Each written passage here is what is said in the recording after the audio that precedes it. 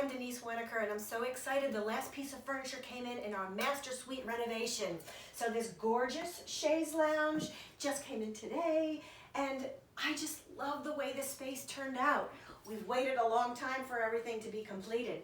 So to start, we put in new hardwood floors. We raised the ceiling and made this gorgeous cathedral ceiling here.